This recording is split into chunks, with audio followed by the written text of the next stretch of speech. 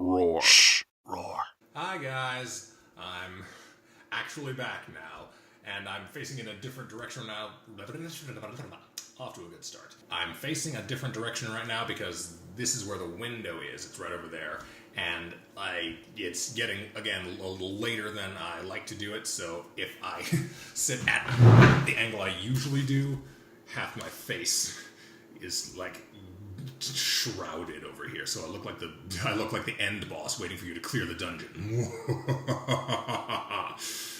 Or maybe it's not that bad and it's just my imagination, but I'm gonna stick with this angle. Anyway! So, or is it making a difference at all?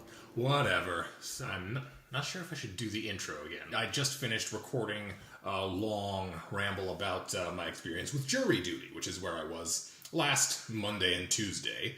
So if you want to hear about that, I'm going to put that in a separate video, and I'm not quite sure how I'm going to edit it at this point. I might just take the intro from that and tack it onto here, but whatever. Hi guys, I'm here, and let's just jump into the questions since I've already talked about since I've already talked about that. I don't know if I'll do an annotation, or maybe I'll do like maybe I'll put it at the end card. Whatever. Anyway, these came from the meat episode, my sort of filler episode that I put out last week. I mentioned pineapple was used as it has this enzyme, and I didn't know what it was called. And Jex30, once again, Jex30 is becoming like the volunteer fact checker for the channel. So thanks for that, Jex.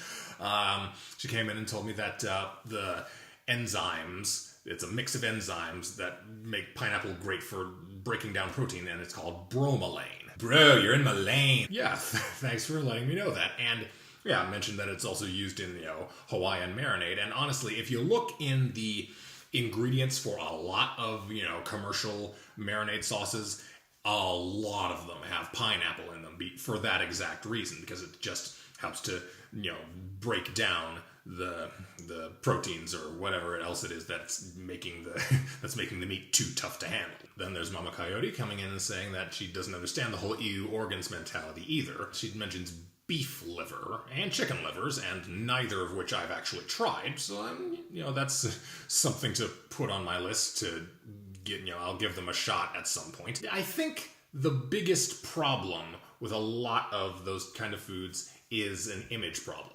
Like, for me, the look of food really doesn't bother me most of the time. Like, I'll pretty much eat anything that doesn't try to eat me first. And by that I mean, something along the lines of what she said further down in the comment, that she doesn't like things that are like the fish that's so fresh it's still moving, or like things that seem still alive on the plate. Yeah, that I agree with. Like, I like my food to be dead and still. Like, there's this one, I've seen videos of this one, Japanese dish that's, a freshly killed squid, and that you pour soy sauce on it, and it starts wriggling around. Just no. Like, let it settle down first. Let it be fully dead before it gets to my, I don't want that anywhere near my mouth, okay? Not while it's still moving. I get rationally that it is dead, and that it's just like the salt in the sauce that's, making the remaining nerves fire off randomly, but oof, just no.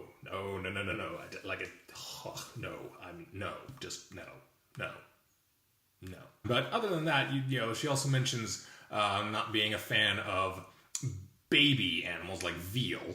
I've tried veal before, and honestly, it's not all that good. Really, veal itself doesn't really have much flavor.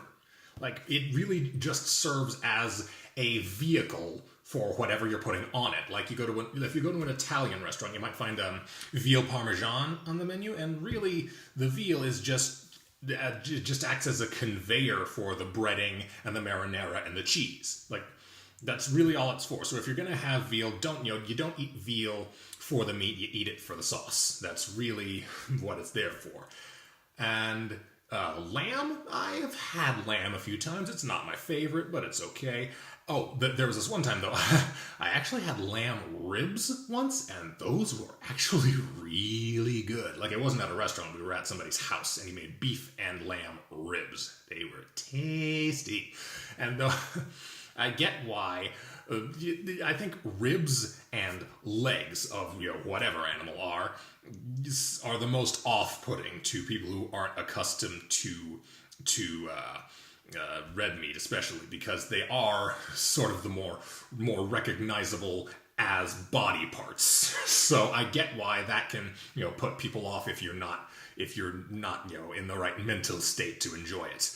Like I said, for me, visuals don't usually bother me, though with the exception of, again, the moving food, or with the duck embryo.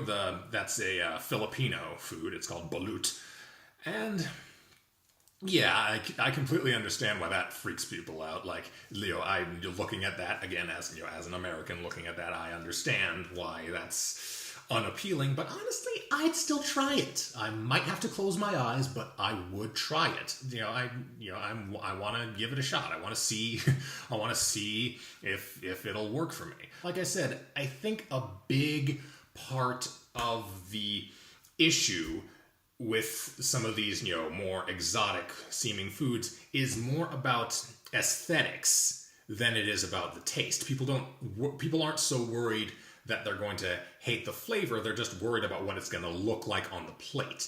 That's why things like, for example, haggis, which I mentioned last week. Haggis, it's one of the most widely known and widely feared dishes for anybody who doesn't live in the British Isles. Because you hear about what goes into it and you think, oh, it's going to be terrifying. Like, I will tell you personally, when I first learned what haggis was, what it was made of, and for years afterwards, I thought that you ate it like a sausage. I thought that it was just going to be like, recognizable chunks of organ meat with wrapped in this sheep stomach casing, and that you would eat it not obviously not like this, like a beastly thing, but like it would be like a big sausage and you eat it like that. But then I actually watched a show where they went and actually tried haggis, and then I saw how it actually looks when it's finished, and I said, well, I could eat that. I want to eat that. That looks damn tasty. It's just ground meat.